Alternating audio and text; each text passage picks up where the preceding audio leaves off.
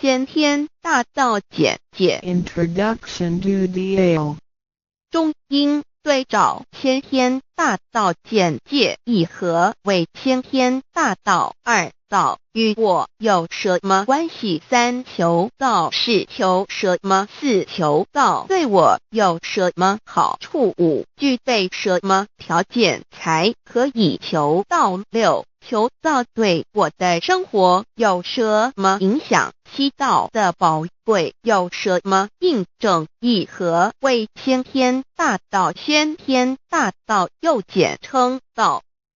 我们若仔细地去观察，心窍开悟之后，就可发觉宇宙间森罗万象皆是杂而有序，而自然界万事万物的运转也都有一定的法则。这天地人是万物的真主宰，就是道。道乃在天地生成之前即已存在，故曰先天大道。道者理也，理就是真理。在天地人万物未生以前，道即已存在，而道能生天、生地、生人、生万物万类。在天地人万物毁灭之后，道不会毁灭。道因为无去无来，不生不灭，乃代表着宇宙间亘古不变的真理。道的本体，也就是宇宙自然的本体。在混沌未判之初，宇宙间只是一团灵妙理，无天无地无人，也没有语言和文字，所以我们是无法以任何语言、文字或思虑来形容它。故大道无名，强名曰道。我们也是勉强用到这个名词来代表它。在天地万物生成之后，道又能贯穿于宇宙万事万物之中，使一切的自然现象均能呈现和谐有条不紊的运转。这就是道的妙用。道大理为，我们虽然无时无刻离不开道的本体和妙用，却又很不容易去认识它。因此在2-3千年前，各教圣人应运出世，各化一方，针对当时天时地利及众生的根器，留下千经万典，传下诸多去恶从善的修持法门，同时也让芸芸众生认识了冥冥中宇宙万事万物均有一个真正的主宰，或称为上帝，或称为造化，或称为天主。我们称其为道或无生老，均是一名而同义。我们对道有了深一层的认识和体悟之后，就会了解天地间实无一物不是道之本体与妙用的合一。因此道虽然涵盖各大教门的经义，为千门万教的总源头，确实不局限于宗教的领域里。而上帝或老也不只代表着一切宗教的最高信仰中心，更是天地万事万物万类的根本源头与最高主宰，及宇宙间永恒不变的真理之道。所以我们今天有机会了解什么是先天大道，不只找到了各大教门的最高信仰中心，也找到了宇宙的根本源头与最高主宰。更能对宇宙至高无上的真理有一个初步的认识。道之真义，在先天之先不为先，在后天之后不为后。即大上有可量，即为上有可止。为道即大不可量，即为不可止。不所以大，无不包围，无不入，无所不贯，无所不通，无所不彻，贯彻了天地人万物万类，贯彻了33天外，贯彻了千经万典，贯彻了千法万法，贯彻了千教万教，贯彻了千佛万祖，贯彻了我之一身。此乃显天大道宝贵的真义，人人必须知真觉，亦即是人人与我与人人良心之行也。此乃万众一心，万国一家，世界大同，此先天大道之宝贵也。二、道与我有什么关系？道的宝贵在于它大而无所不包，细而无所不入。天地生成之后，道贯穿于天地万物万类，使得日月星辰之运转各有其时，4时之交替，万物之消长各有其序。而最宝贵的是各天地万物的主宰，同时也是我们人一生之主宰，曰性理，使得我们不学而能看，能听，能吃，能动。因此我们不只要探求天地间的治理，更要回头认识我们身上固有的真理。不，先天大道即是性理真传。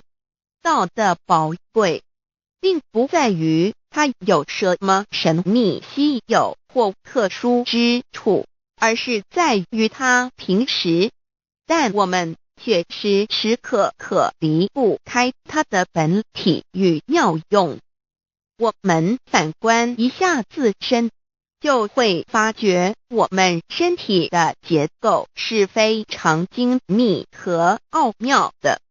我们轻轻地握一下手，就算是这么简单的一个动作，其中所牵涉到的所有关节物理作用、能量、化学反应、神经系统资料讯息之传输及脑部分析、判断和命令之下达，以目前全世界的科技知识和文明水准，也无法一一表达出来。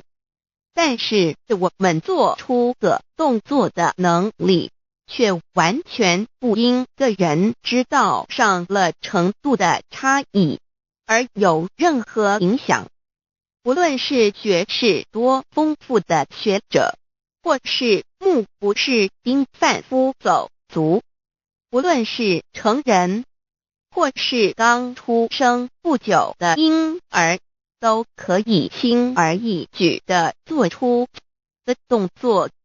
人人与生俱来，不学而知，不学而能，无增无减的良知良能，就是主宰我们一生的道。